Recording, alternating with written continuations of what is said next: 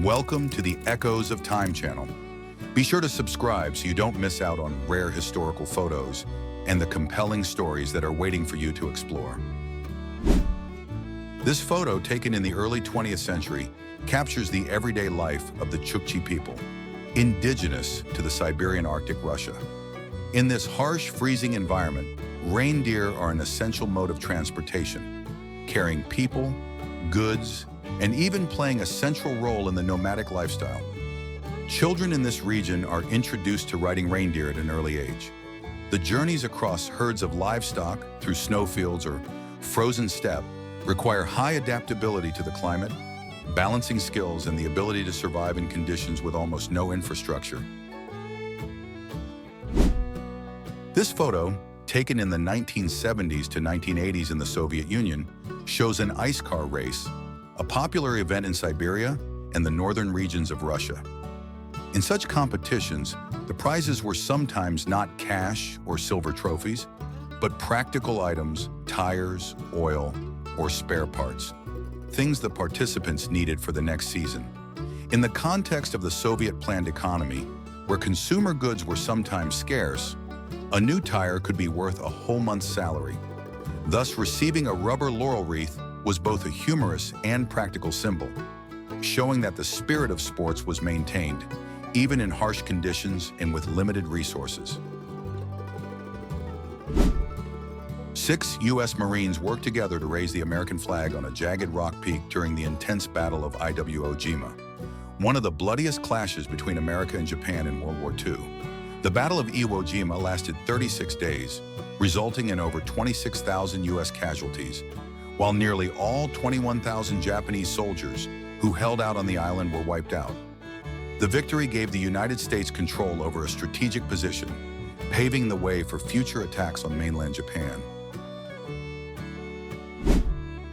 A high school football team poses for the camera in formation, preparing to snap the ball.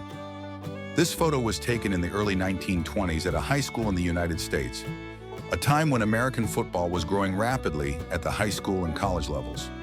It was a transitional period from a rugby-style game to a more structured format, with fixed rules and a play style focused on strategy, shaping the modern American football we know today. This photo was taken in April 1945 at the Ohrdruf concentration camp, part of the Buchenwald system, the first camp liberated by the U.S. Army during World War II. After witnessing the bodies, the torture rooms, the crematoriums, and the human rights abuses firsthand, Eisenhower ordered that several captured German commanders be forced to view the gallows erected in the camp, as a way to make them face the crimes that had been exposed. This photo is one of the first visual pieces of evidence of the brutality of the German concentration camps and the immediate response of the Allied forces, not only militarily, but through confronting history head-on. This photo is believed to have been taken around 1940, during the time when Japan occupied many regions of China. It is one of the leaked images related to Unit 731, the secret biological warfare research unit of the Imperial Japanese Army.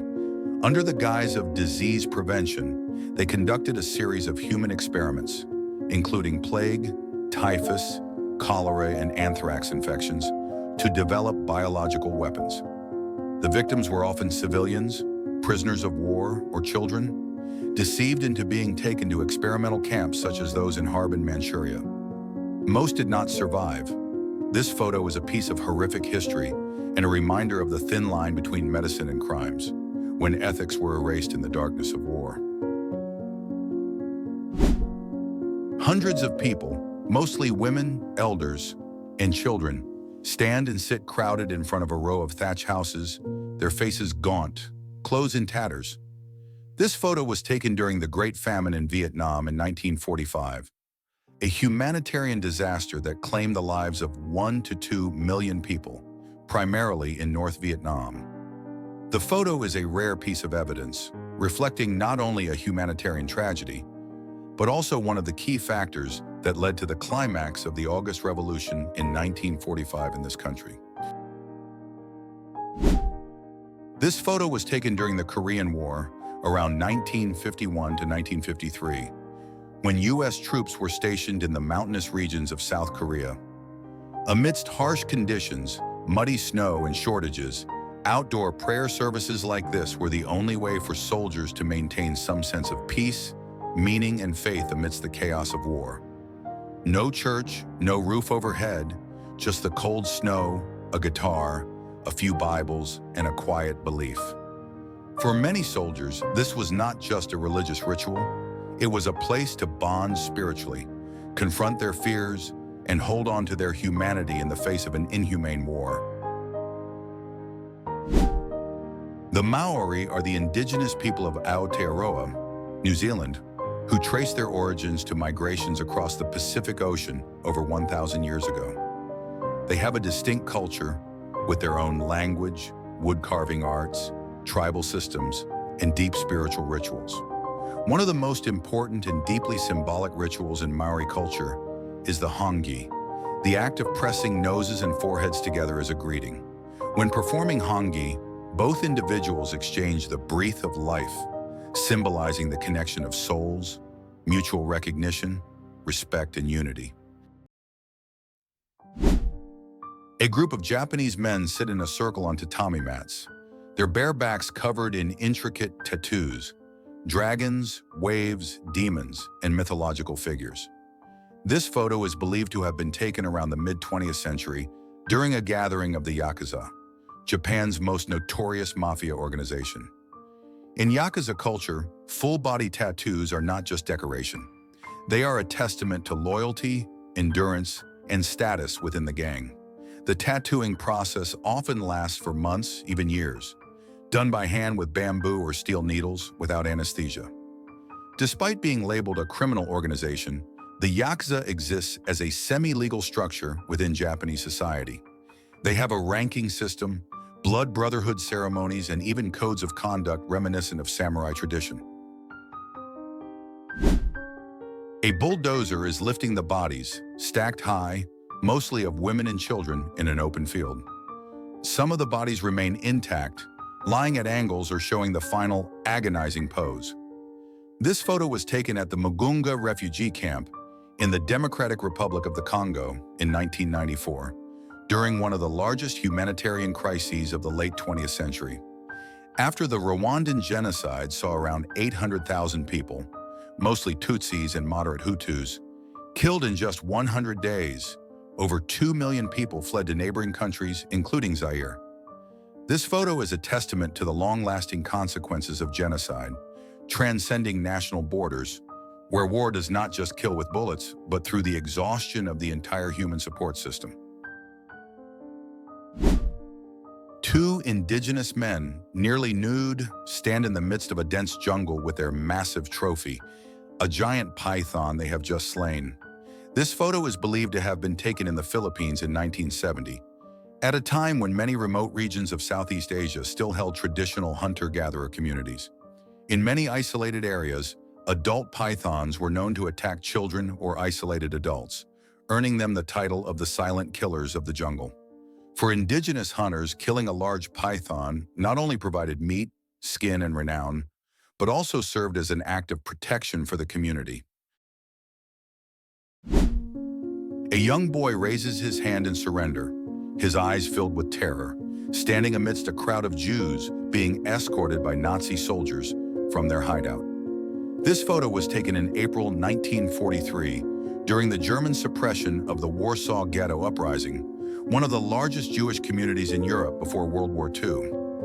The uprising, organized by Jewish resistance fighters, was aimed at opposing the plan to forcibly transport the entire ghetto population to the Treblinka death camp. After weeks of unequal fighting, the Germans began burning, arresting, and executing tens of thousands of people. The moment in this photo is part of the Stroop Report, a document compiled by SS General Jürgen Stroop to report to his superiors about the complete annihilation of the Warsaw Ghetto. A group of soldiers wearing gas masks marched through a muddy road, with a military truck faintly visible in the dust behind them. This photo was taken during World War I, a period when modern warfare first saw the large-scale use of chemical weapons. Poisons like chlorine, phosgene, and mustard gas were dropped into the trenches, forcing both sides to urgently develop personal protective equipment, from makeshift wet cloths to rubber charcoal masks and thick goggles. The gas mask became a terrifying symbol of an industrial warfare era, where even the air could become a deadly weapon. While saving lives, these masks turned war into a surreal experience. Soldiers had to march, eat, and fight, all while wearing the mask in a state of constant vigilance. On the bustling streets of New York in 1924, a procession of elephants marches in a neat line. This was not a circus nor a typical street festival. It was the first Macy's parade, the precursor to today's Macy's Thanksgiving Day Parade. Organized by Macy's department store in Manhattan, that first parade featured hundreds of costumed employees, marching bands, and especially animals borrowed from the Central Park Zoo, including camels, lions, and elephants. Originally intended to promote the Christmas shopping season, the parade drew tens of thousands of spectators from its very first year. By 1927, inflatable cartoon characters like Felix the Cat began to replace real animals, marking the beginning of the parade's evolution into a national television icon. Raleigh Free, an American racer, is riding the Vincent Black Lightning, attempting to break the speed record for American motorcycles. His unique and extraordinary posture helped him reach a speed of 241.905 kilometers per hour, setting a new land speed record for motorcycles at the time. The bike in the photo is the Vincent HRD Black Lightning, one of the fastest and most advanced motorcycles in the post-World War II era. This photo became an icon not only because of Raleigh Free's daringness, but also because it captured a moment when humanity pushed beyond its limits with risk, creativity, and a pure passion for speed, raw and authentic in every detail.